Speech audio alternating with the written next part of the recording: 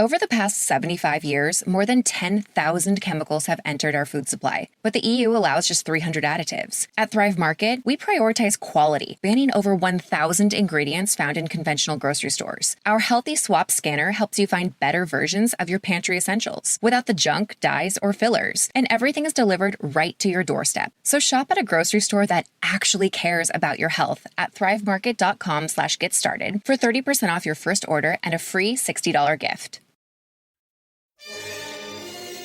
It's the Opperman Report.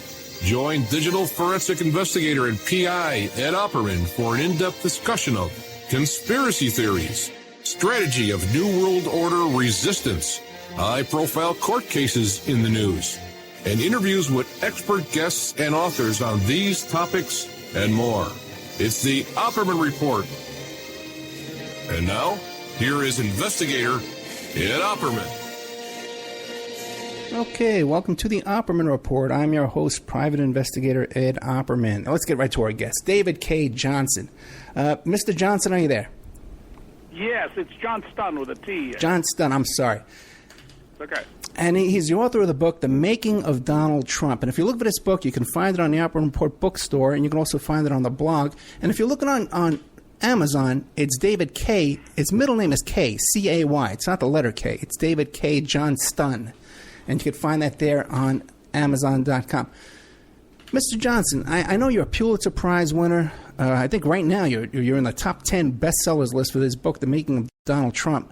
Worked for the New York Times, and now I follow all your stuff on the Daily Beast. I follow you on Facebook. But tell us about yourself. Who's David Cay Johnston, the personal guy?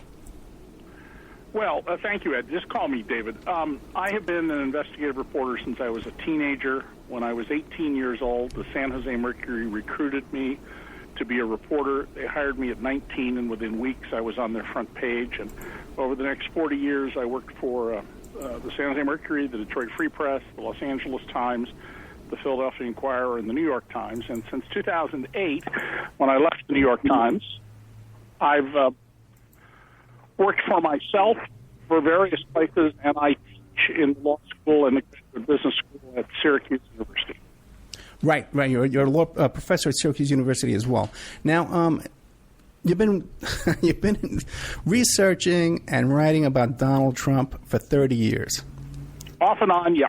So you got it. You're probably like the go-to expert on Donald Trump. I see on MSNBC all the time. Yeah. Okay. I probably have. In fact, I'm sure that I have the largest private collection of Trump documents. I have tens of thousands of pages of stuff I've collected over the years on Donald, because I've tracked him because he's an important force in America to understand America. Absolutely. Now, did you ever think he would get this far? I know you thought that he was going to run for president one time, because he did run for the Reform Party and some kind of stuff like that. But did you ever think he would get this far?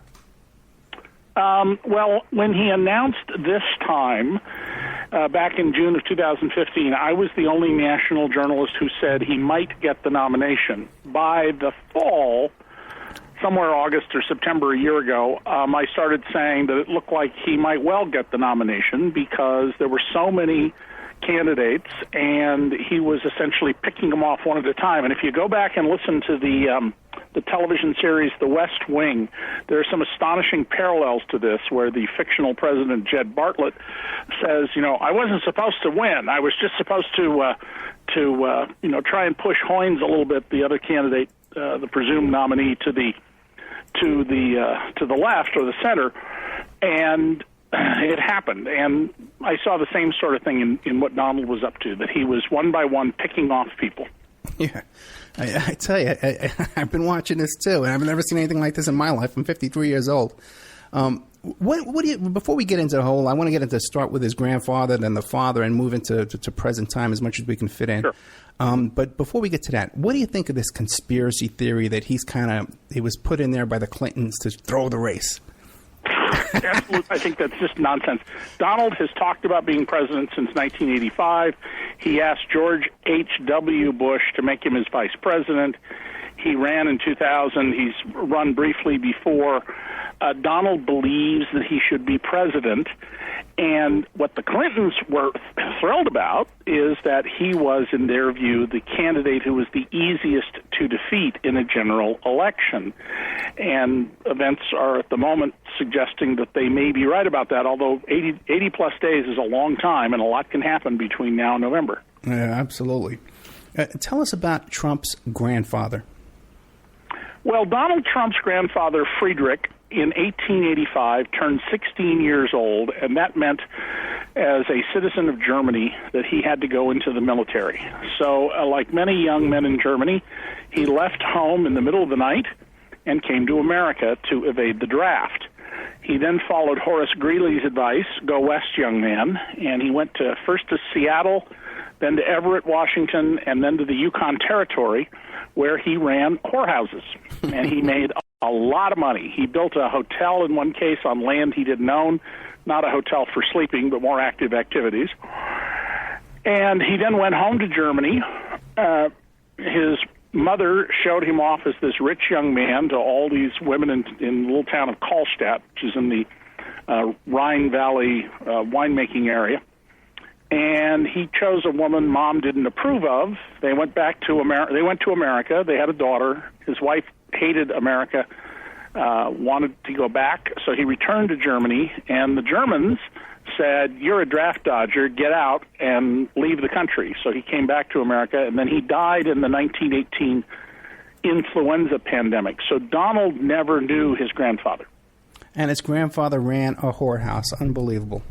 Bunch of them. A string of them. Wow, you can't be undone if you're a Trump. Okay, now what about the father? Now, I've been watching all your stuff, and I'm a big fan of your work, trust me, okay? And so is the audience. But I've been preparing for this interview, all your different interviews and some of your speeches that are on YouTube. But you never mentioned Trump's dad being part of the KKK. Oh, no, I have done that many times, and it's in the book. Okay. In 1927, in Queens, New York, in the Jamaica section, there was a pitched battle between about 1,000 KKK members, some of them hooded and in robes, and their supporters, and about 100 New York police. And among those arrested was Fred Trump. Now, Donald Trump told the New York Times last year that never happened. It didn't happen. And you know, even if there's some record, but it wasn't him. He didn't live at that address. There were no charges filed. So because there were no charges filed, you should never write about this. Well, the address that was reported in all 8 New York City newspapers that I've looked at the time was the address that Fred Trump lived at, and you can look it up in various public records. Most of those arrested, once they had been arrested and identified, were not pursued. And that's very common. We do this in law enforcement all the time. People get arrested and then we don't pursue the charges.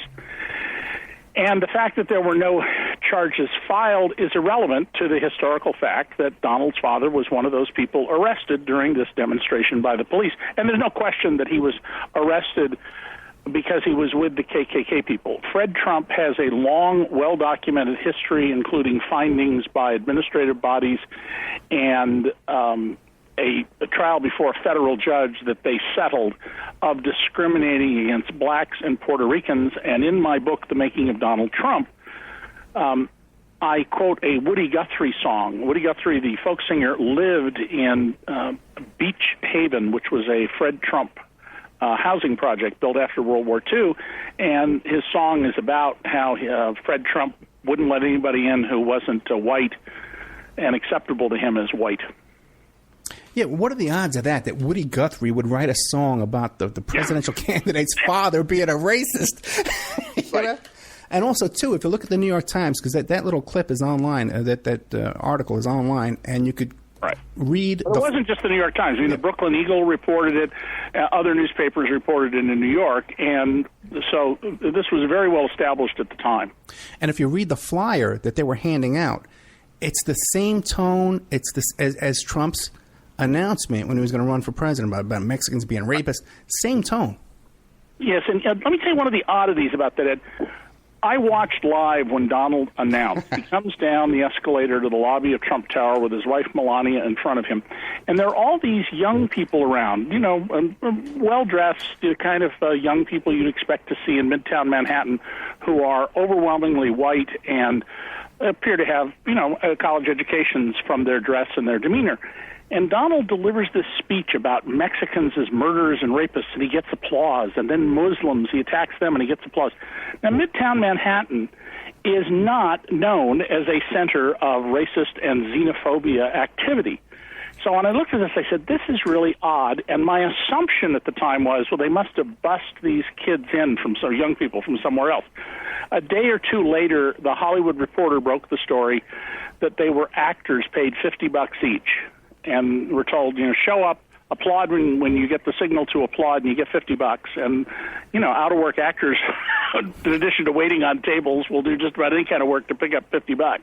Yeah, oh no, sure, that's a pretty good gig, and also too, it lasted less than an hour for $50. Yeah, and young actors showed up in droves, and he's used to doing that for The Apprentice. But it also tells you that Donald launched his campaign with a fraud, and this didn't surprise me once that came out, because Donald's entire life he has been a con artist, and he has orchestrated frauds. And in the making of Donald Trump, I go through many of these to show what he did. I was thinking it might be fun for the rest of this interview if we refer to him as Mr. Trump. Okay, that's fine. My publisher actually prefers that, and I keep saying, but I know him. We've had lunch, we've had dinner, but sure, we'll call him Mr. Trump. Just like on Gilligan's Island, they called him Mr. Howell because he was rich. Right. We got to call him Mr. Trump. Now, his dad was a big shot in New York. He was friends with Mayor Abe Beame from high school? Yeah, Abe Beame, who became mayor in the 70s, was a lifelong, very close friend of Fred Trump. Fred understood how to work the political process to get what he wanted. He understood how to spread donations around. He was very involved with what's called the Brooklyn Democratic Club. And when Donald wanted to move from the outer boroughs where his father was, primarily, overwhelmingly Queens, to Manhattan, his first big project was taking just this rundown old hotel called the Commodore at Grand Central Station, stripping it down to the skeleton and rebuilding it as a Grand Hyatt hotel. All borrowed money, enormous subsidies. In fact, the subsidies Donald got from the city of New York, the first ever for a hotel, were roughly 3.5 times the money that was spent to build the new hotel. Donald is one of the biggest welfare kings in America, and there's a documentary that was made about Donald. You can get it at iTunes and some other places online, called Donald Trump the Movie, or Trump the Movie. And in it, one of the top aides to Abe Beame says, Mayor Beame said, whatever Mr. Trump wants, he gets. And so the taxpayers provided Donald with this enormous subsidy, roughly $400 million for a less than $100 million hotel, which is a pretty good trick. Yeah, we actually had Libby on the show. I'm obsessed with Trump. I can't get enough of his character. I'm from New York. Well, she did a fabulous job. That movie back then was shown exactly twice because of Donald's threats of litigation. And Donald has suppressed many articles. That movie, I'm sitting right now in the garden of my home in Rochester, New York, which was paid for work I did for Tim Burton, the movie director, Edward Scissorhands, Alice in Wonderland. He wanted to do a movie about Trump, and Trump killed it with threats of litigation. But I got enough money that I have a nice garden now. If you need a room, if you need a Cato Kalin to move in with you, let me know. Okay, now for people who say that Trump's a political outsider, what do you say to that? Oh, that's nonsense. I mean, he hasn't been an office holder. He's never done any public service of any kind in his life, none. But he has been, by his own account, buying and selling politicians throughout his whole life, or at least renting them. I would argue he rents them. He knows how to spread money around. If you're a politician, there are two ways money works. One is you get money from people who are your friends. The much more troubling one, and Donald knows very well how to do this, is you don't want to play ball, or at least not get in my way. I will fund someone to replace you. And Donald's very good at that. And in the W. Handros movie, he's caught on tape bragging about how he is influencing politics with his money. And, of course, every politician will tell you that, I get their money because they like me, but it doesn't influence my votes. Yeah, right. And I don't have a beard. Yeah. Now, what about Trump's dad? Because he made his money through HUD grants, right? He was called a profiteer. Yes. Well, now, Fred Trump was a really industrious guy. He's different than Donald in that. Donald is not a particularly hard worker. But Fred, 2 years after his father died, when he was only 15 years old, started a business building garages in Queens. The business was owned by his mother, so it was called Elizabeth Christ and Son. And then he moved up in his 20s into building houses. Then the economy fell apart with the stock market collapse in 1929, and he opened one of the first modern grocery stores. Historically, you went to a store with a list, and clerks went and got the things off the shelf. He opened one up where you got the stuff as we do now off the shelf, and he sold it after about a year for a very nice little profit.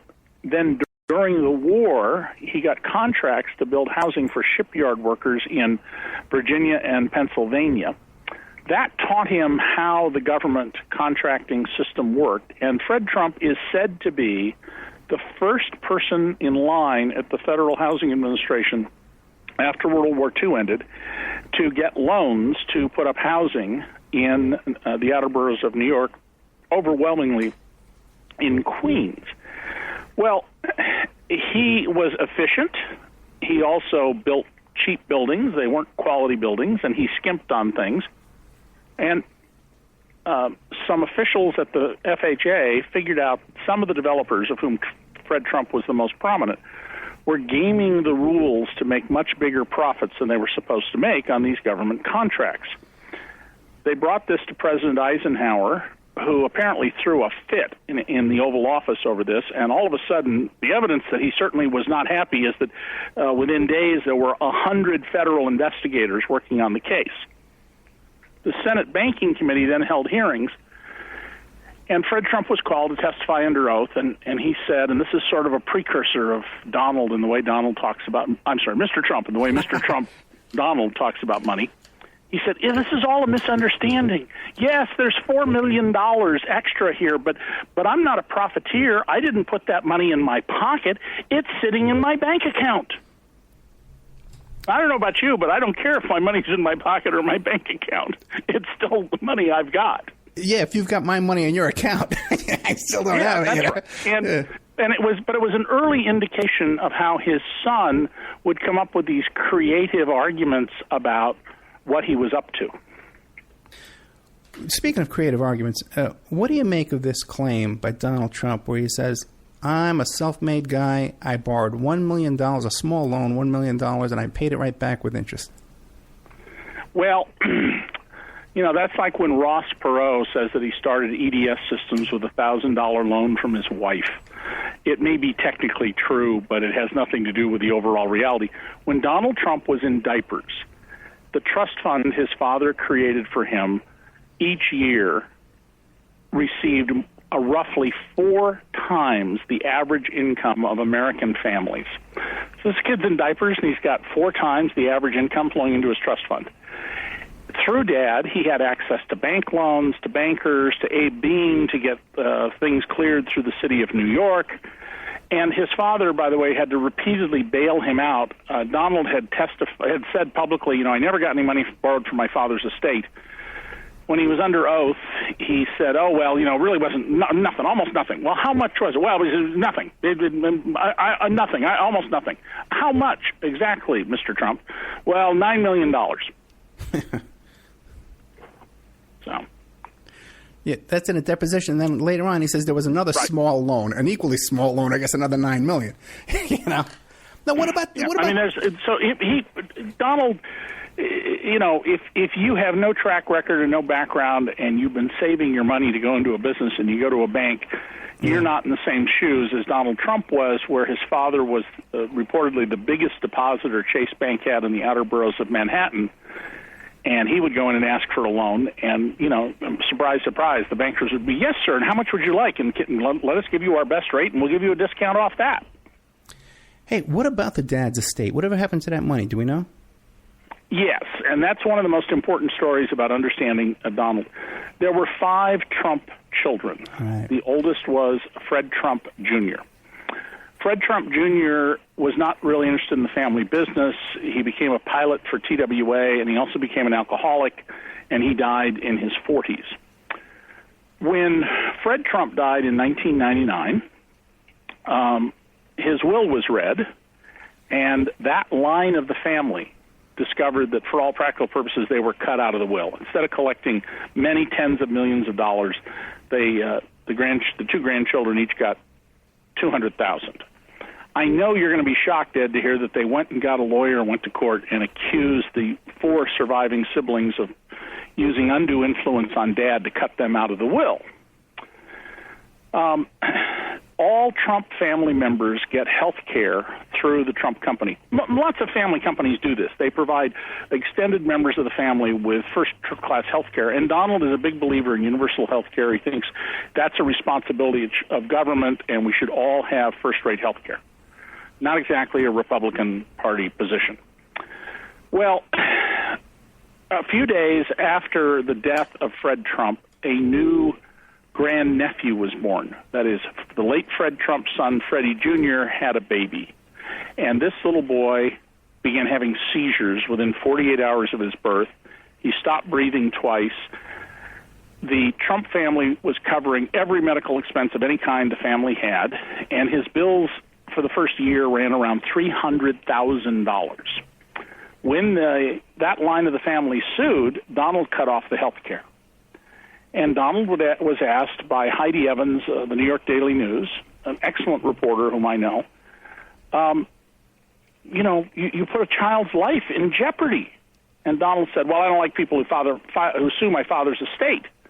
And Heidi says, well, do you think, Donald, people might think you were being cold-hearted? And he says, what else could I do?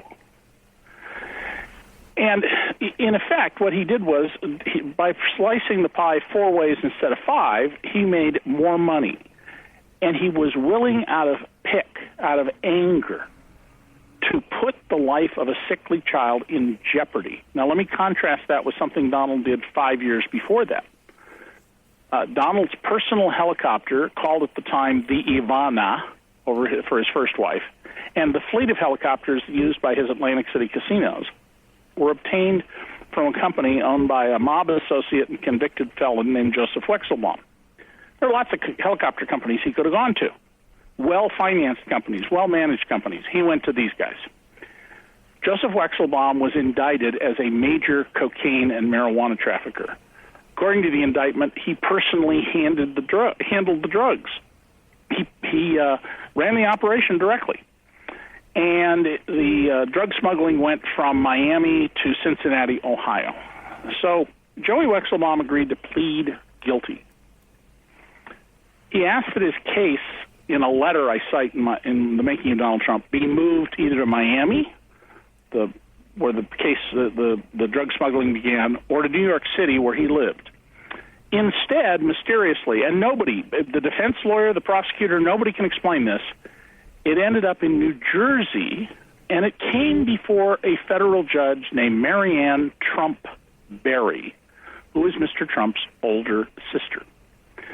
Now, Judge Marianne Trump Berry removed herself from the case. The legal term is recusal. But think about the conversation that had to take place, Ed. She walks down to the hall to the chief federal judge and says, listen, I can't handle this case because this major drug trafficker, my husband flies in his helicopters every week because he is a lawyer for the Trump casinos. I fly in this guy's helicopters all the time. We have a federal judge flying around in the helicopters of a drug trafficker. Donald then writes a letter pleading for mercy for this guy. Now, remember, he cut off health care for a sickly infant who's his grandnephew. He says he's a stand-up guy and a diligent, good citizen, and he shouldn't get much time. Well, the little fish, just the people who drove the drugs up to Ohio, they got up to 20 years. This guy spent 18 months in the clink, and when he came out, said he was broke. He couldn't pay the penalties he had, but he moved into a multi-million-dollar apartment in Trump Tower. Now, I've heard you say that the circumstances around him getting that apartment were suspicious or irregular. Can you describe that in depth a little bit more? Well, it's totally unclear how the woman, the girlfriend of Joey Wexelbaum, qualified for the mortgage. And there were several people who had mortgages in that building who were women associated with corrupt union leaders or mob guys who got loans without going through the normal underwriting process, where you demonstrate you have the income right. to take care of the loan. But I think the most interesting part of this is beyond the total contrast between the sickly relative who doesn't care about and this guy, is Donald had a casino license. And under the law in New Jersey, if you're a casino owner, you had a legal obligation to prove by clear and convincing evidence that you were honest, that you were trustworthy, that you were morally fit, and that you did not associate with criminals. Donald writes a letter on behalf of this guy. He tried to cover it up. He finally admitted he had done it, and he continues to do business with this guy. Now, here's the question. I don't know the answer to it, but I know the question. What motivated Donald Trump to risk his incredibly lucrative casino licenses for this drug trafficker? What was it that put this guy in a position that Donald needed him to be his friend and not his enemy? And we don't know, but clearly something was going on that Donald desperately did not want this man to be his enemy. So one possibility would, this guy could make a deal and say, listen, I'll tell you who's been funding my drug deals. And possibly that could be Donald Trump. The most obvious possibility would be Donald does not use drugs and doesn't drink. But the most obvious possibility would be that Donald was somehow financing the drug deals. That's exactly right. And I don't know if that happened or not, but the circumstances just scream that something was wrong. What Trump had going for him, though, Ed, was this. He got his casino license after a truncated investigation. It was not complete. It missed 4 different federal grand jury investigations of Trump. He didn't reveal these, so on those grounds alone, he should have been denied a casino license. But once he got a license, and the Division of Gaming Enforcement recommended him, the only person ever recommended for a license, everybody else was either opposed or the Division of Gaming Enforcement was neutral. When anything raised a question about his fitness, the Division of Gaming Enforcement tread very carefully. They never asked him a question or undertook an investigation that would force them to recommend withdrawal of his license. 2 casino commissioners accused the Division of Gaming Enforcement, which is part of the New Jersey Attorney General's office, of official favoritism to Donald Trump. Publicly accused him of this in a formal proceeding in 1990. And essentially, once the Division of Gaming Enforcement's errors and mistakes had come to light, the bureaucratic imperative to deny reality and protect their own bureaucratic reputation took hold. Very interesting. Let me ask you a question. And by the way, I wrote that part of the story in my first book in 1992 called Temples of Chance, which was about how these corporations got into the casino business, and in which I predicted, as we've actually seen happen, the spread of casinos all across America.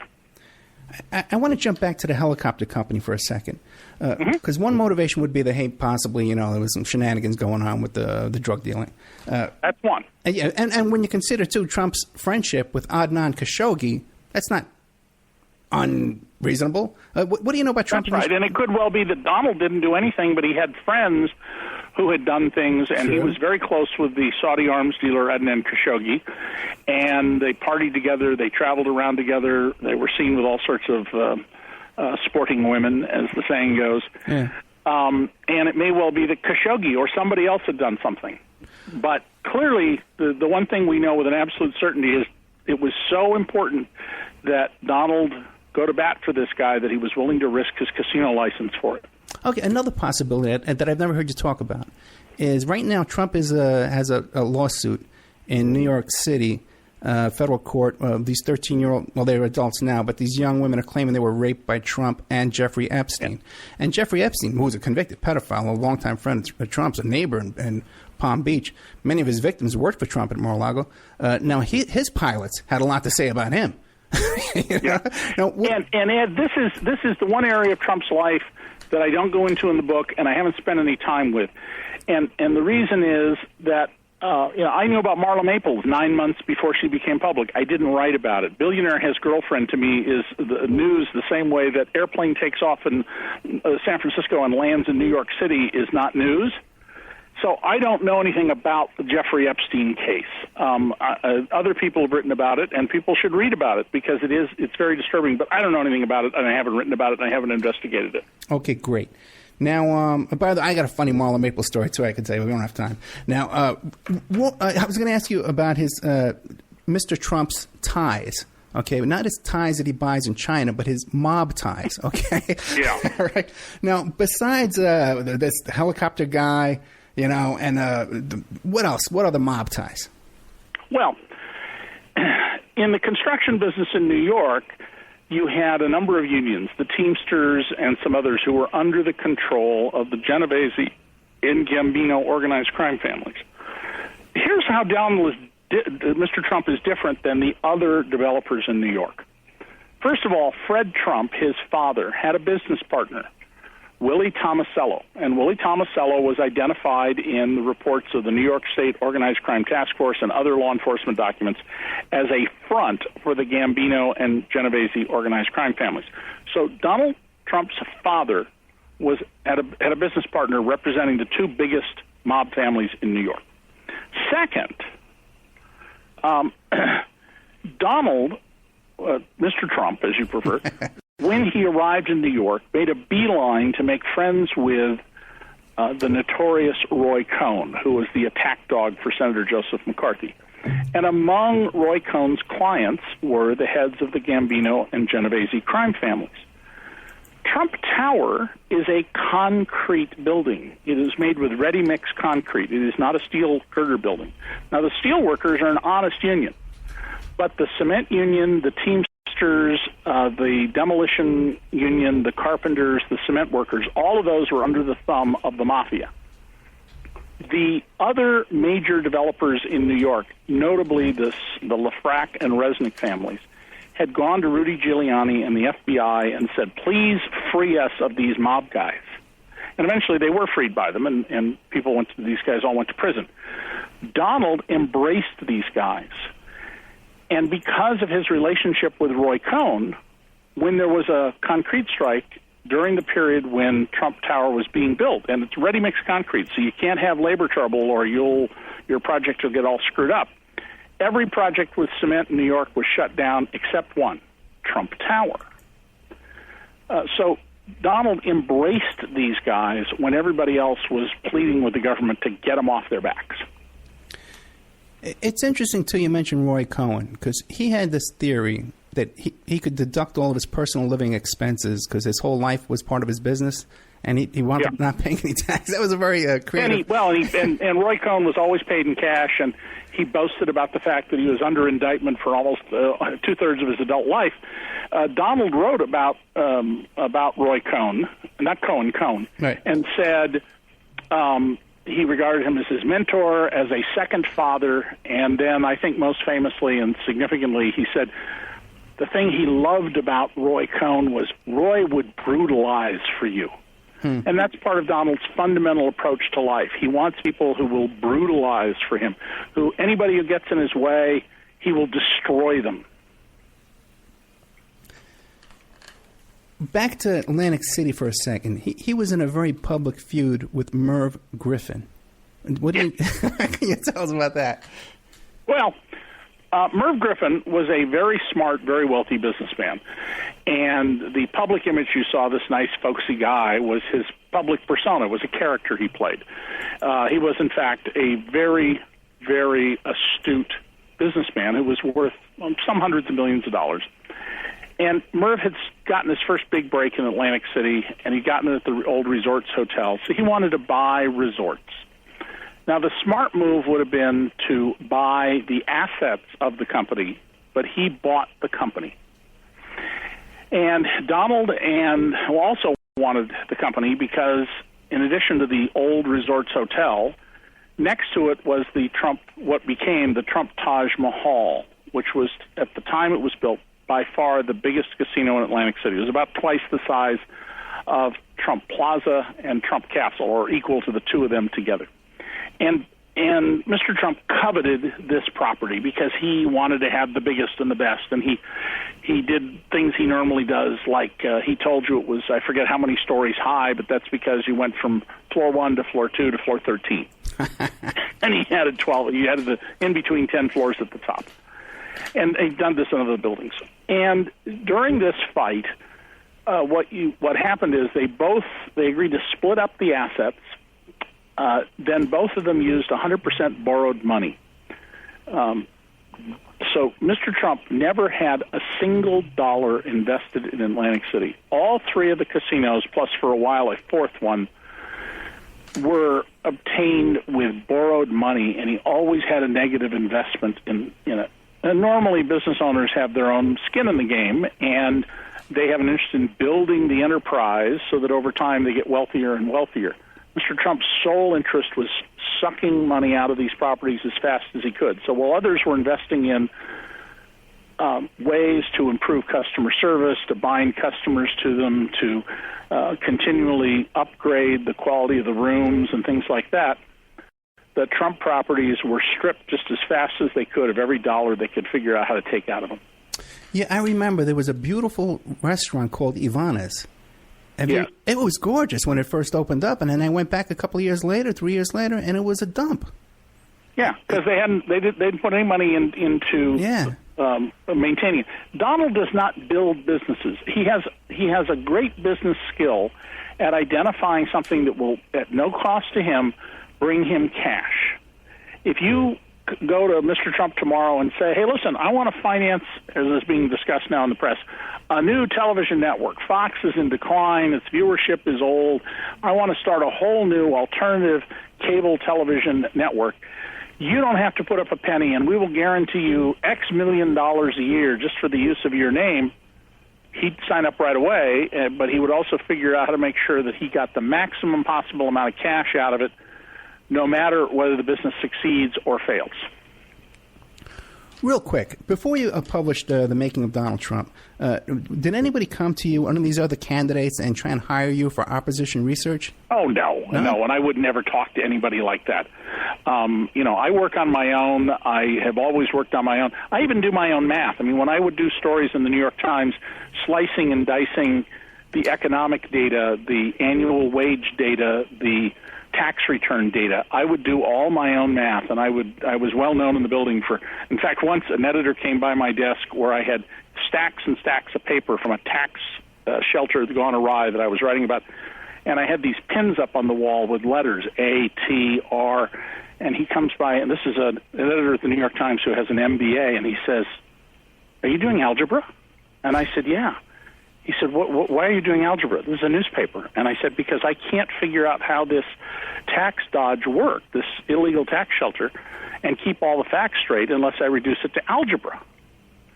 And so, no, I have never spoken to anybody else and wouldn't. I mean, if they called me, I would say, in impolite language, I would tell them, to get lost. Okay. Are you supporting a candidate in this election? No. Okay. No, I mean, clearly, I don't think Donald Trump is fit to be president of the United States. Anybody who reads my book can see that. But I'm not supporting anybody. And by the way, I'm a registered Republican. Oh, okay. I won't hold that against you. Okay, now what about back to casinos? Trump's war with Steve Wynn. What can you tell us about that? Well, that was the garden I'm sitting in, paid for the movie that was Tim Burton wanted to make about Steve Wynn and Donald Trump. Steve Wynn, who made modern Las Vegas. He built the Mirage on the Strip in 1989, and the Mirage is to casino gaming as Disneyland in 1955 was to amusement parks. A huge upgrade that completely changed the ballgame. Wynn is himself a master gambler. He has a very deep knowledge of every aspect of the casino business and of gambling and of finance. And Mr. Trump didn't know anything. When I first met him, Mr. Trump, one of the things I was struck by was that he struck me as P.T. Barnum, right, selling you the Fiji mermaid, the fakes and hoaxes that were in the P.T. Barnum Museum in the late 1800s. And I immediately began learning from Steve Wynn, from executives at other casinos, and even from Trump's own people, that Donald Trump did not know anything about the casino business. He didn't know the games. He didn't know the odds. There's a chapter in The Making of Donald Trump to illustrate exactly this point, when the biggest gambler in the world came to Atlantic City, and I watched him gamble. I'm the only journalist who did, at the rate of $14 million an hour for nearly a week. And Trump should have made a fortune off this guy, but because he mishandled it, because he didn't know what he was doing, he lost money, millions of dollars on this guy. And that was one of the things I was so struck by. So Steve Wynn got ticked off when Trump attacks people, just as you've seen him attack, he's attacked the Speaker of the House. No president has ever gone around attacking the Speaker of the House the way Donald Trump attacks Paul Ryan, because no legislation moves in Congress unless the Speaker wants it to move. You want to be a failed president, you tick off the Speaker of the House. Presidents court the Speaker of the House, except Trump. And he went after Steve Wynn and suggested that, Steve Wynn didn't know what he was doing, which is absurd. Well, didn't they have some kind of agreement where Trump said he was going to stay out of Vegas? But they must have made up by now, right? Oh, I don't think they've made up by now. I actually thought about calling Steve, and I just have been so busy promoting the book, and I wrote it in such a hurry that I didn't have time to call him. But I've spent many hours with Steve Wynn one-on-one, until nearly dawn in his office, and he has no regard for Trump as a businessman. He thinks he's a dilettante, and whereas Steve Wynn is unquestionably a multi-billionaire, there's actually no evidence to support Mr. Trump's claims that he's even a billionaire. Right. Well, what do you think? He's a wealthy man. He's a very wealthy man. I wouldn't dispute that for a second. But you don't have to be a billionaire for the lifestyle Donald Trump has. You need an income of $20, $25, $30 million to support the lifestyle he has. So what do you think his net worth is? I don't know, and that's what he sued Tim O'Brien, my colleague at the New York Times, and a few times my editor, over, after spending a lot of time with Trump and looking at records Trump provided him. He estimated that his net worth was less than $200 million, which is still a tremendous amount of money. Sure. And Trump sued him over that. And in The Making of Donald Trump, I quote from his testimony under oath, "Well, how do you determine your net worth, Mr. Trump?" And his answer is, well, it depends on my feelings. If I'm feeling up that day, it's higher, and if I'm feeling down, it's less. And he talks about this at some length, and it's based on his emotional attitude. I don't know about you, but I figure my net worth by saying, here's the assets I own, a house and stocks and whatnot, and here's the loans I owe to banks, and the difference is my net worth. That's not how Donald does it. Mr. Trump thinks about it in terms of his emotions. That's why in June and July of last year, so a period of just days, he described his net worth as being $8.7 billion, $10 billion, more than $10 billion, and in one interview, $11 billion. Is it a good move? Nothing in the market or anywhere else suggested that kind of gravitation and movement.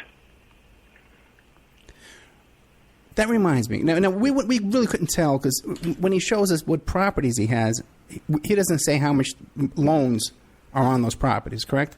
That's right. And tomorrow the New York Times has a big page one story where, with the help of a professional real estate firm, they have ascertained that Donald Trump has $650 million of loans against his businesses.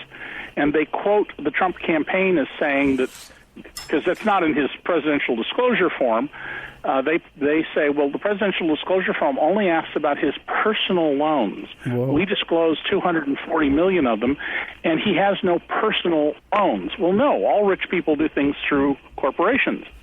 When I started with my oldest son, a little lodging management company, we manage a hotel and one other property. We don't own it, we manage it. We created a corporation. That's how you do these things. But it's our corporation.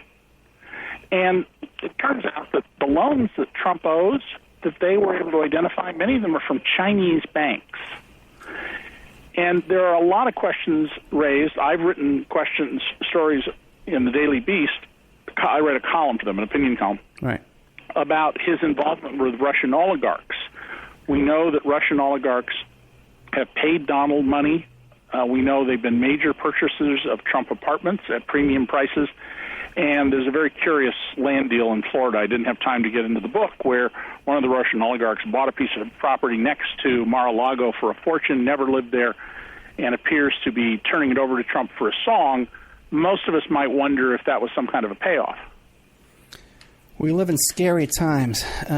David Cay Johnston, it's C-A-Y, you go to Johnston, and you go to Daily Beast and look up all the work he's done on Daily Beast. It's incredible stuff. Now, one of these articles just came out just in the past couple of weeks about the $250 million tax scam. Tell us about that. Well, Donald Trump, for a number of years, traveled around America with a man named Felix Sater, who is the son of the reputed boss of the Russian mob in New York, who is a convicted violent felon and a stock swindler. He also apparently has helped the CIA intercept missiles on their way to terrorists. And among the projects that Donald Trump and Felix Sater, who had an office in the suite of Trump Tower near Mr. Trump and had a business card, senior advisor to Mr. Trump, was something called the Trump Soho. The Trump Soho is a high-rise combination offices and apartments and apartments and hotel in Lower Manhattan. This project was recapitalized through the corrupt Icelandic banks that collapsed the economy there in deals that involved Russian oligarchs. There is a private law enforcement action, it's called a QTAM case, in state court that describes this as this and a related property tax measure as a $250 million tax fraud. Donald Trump is not a defendant in that case. Felix Sater is, and Felix Sater's company is, but he's a material witness. And he signed a document, Donald Trump signed a document that made it possible for the deal to take place that the lawsuit alleges was a tax scam. Now, Felix Sater and his company vigorously deny there was anything improper. They insist this was just a routine capitalization. But in the lawsuit are allegations that one of the executives and partners in the deal was supposed to get $7 million. He didn't get anything. When he pressed for money, he was told he could have $500,000 or he could get killed. And he's one of several people who have made allegations that Felix Sater threatened them with violence over money. Donald Trump claims that he hardly knows this guy. He told the Associated Press, I wouldn't recognize him if he were in the room. Well, I have photographs and newspaper interviews and videos of them being together in two cities in Colorado, in Phoenix, in Fort Lauderdale, and in New York City, including at the grand opening of the Trump Soho. So that's just not a plausible claim by Donald Trump. Mr. Trump knows this guy perfectly well. Yeah, he had an office in the Trump organization, correct? That's right. That's right. And he has since told recently, I think it was the Washington Post, but one of the major newspapers, he gave them an interview, and he hasn't been willing to talk to me. And he gave them an interview, and he said, of course I know Donald Trump. I was with him all the time. We talked all the time. We saw each other all the time. So even Felix Sater has said that Donald Trump's denials are not credible. There's a book about this called The Scorpion and the Frog. But this guy, he's involved in a $40 million swindle. He took a margarita glass and he stabbed the guy in the face with it, right? That's an unrelated earlier case, but it tells you about what a violent man he is. Yeah, and he has an office in Trump's organization, a business card. Well, but this goes to something else, Ed. Yeah. Trump has a legal duty to the banks who loan him money and to investors when he's in a partnership to investigate the backgrounds of people. You go get hired for a job these days for anything, much above the level of a clerk, and the employer will probably pay for at least minimal background check on you. And in the case of Felix Sater, all you had to do was a Google search. Trump certainly was on notice in 2007 about Sater's background because Charlie Bagley of the New York Times, who used to be my desk mate at the Times, is the best real estate reporter in America. I mean, it's astonishing what he knows about the ins and outs of the real estate business and who's involved in New York, and knows far more than I suspect anybody, including people in the business, about everything that's going on in that business. And he wrote a piece laying out Felix Sater's background. Well, at this point, you would think that Donald Trump would sever his ties with him. But no, just as with Joey Wexelbaum, the drug trafficker, Mr. Trump continued to maintain his ties to Felix Sater. And that goes to this lifelong pattern where Trump runs towards con artists, swindlers, the drug trafficker, Italian mafia, Russian mobsters, whenever it's profitable for him to do so. We got about 5 minutes left, unless you can stay after the break. Can you give me some more time after the break? I got to get off at 9. I'm sorry. Okay. My time, 9 o'clock. Everyone's used to me begging the guests. Don't worry. Okay. Yeah. But now, what can you tell us about Trump University? Trump University was the idea of a guy who was in the business of people who have to have continuing education credits. You know, lawyers, accountants, and real estate agents have to go to periodic training to make sure they're up to date on the law. And this guy brings him an idea and says, hey, look, if we call it Trump Real Estate Licensing School or whatever they want to call it, you can charge premium prices. Trump decides this is a great idea, tells the guy he's taking the idea away from him, but he'll pay him $250,000 a year and a little slice of the equity, I think 3 or 5%. Mr. Trump then does a video in which he says it's all about success. We're going to have the best faculty on real estate. Nobody will know more than our faculty, both the full-time and the adjunct faculty, and I will handpick these people. Well, under oath, it turns out he didn't pick any of these people. He didn't even know their names. He knew nothing of their backgrounds. The faculty included a guy who ran a fast food joint, 2 people in personal bankruptcy, and a lot of people whose previous work experience was in high-pressure boiler room sales tactics. You paid $1,500 for the first 3-day seminar, and you were told that if you got the full package for $35,000, you got a better education than the finest business schools. Trump personally said that in the video. These, you said, well, I don't have the money. They would stand there and tell you how to call banks and get credit card loans so that you could pay the $35,000. And many of these people exhausted their ability to borrow money doing this. Of course, if you've exhausted your ability to borrow money to pay Trump University, how could you go into the real estate business? You have no capacity to take out mortgages. You were also promised that you would meet Donald Trump. What you actually got was the opportunity to have your picture taken with a life-size cutout of Donald Trump. You were told you were going to get Donald Trump's secrets about borrowing money. What you got was a list of lenders that I found on the Internet for free. It was a complete fraud, and the state of Texas sent investigators to 57 different sales pitches. They recommended suing Trump and suing him personally and did a legal analysis that he had no legal defenses for what he had done, and the Attorney General of Texas, now the Governor, Greg Abbott, declined to take action and did nothing. In Florida, Pam Bondi, the Attorney General, said she was thinking about joining the New York State Attorney General's fraud suit. Donald, through his charitable foundation, then made a charitable gift to the Pam Bondi election campaign and tried to cover it up by indicating it went to 2 other organizations, neither with similar names, neither of which ever got a dime from them. It is against the law for a charitable foundation to make a gift to a campaign. And yet Pam Bondi's campaign manager publicly said, we're perfectly comfortable with this gift from the Donald J. Trump Charitable Foundation. There are 2 lawsuits going on in San Diego, class action lawsuits. And you remember Donald Trump some weeks ago attacked the judge. He said he's a Mexican, he's a hater of Trump, he's biased against him. What most of the news reports didn't tell people was that the day that Donald Trump made these scurrilous claims was the same day that the judge concluded that his testimony under oath should be made public. The Washington Post and a bunch of other news organizations had filed a court action asking that these be unsealed. And the judge withheld the video, but he agreed to release the transcripts. And that's what launched Trump into his attack on the integrity of this judge, a former prosecutor who has a sterling reputation. Yeah, and we have those transcripts up on OppermanReport.com. Okay. You could find them. I read them all myself, too, as well.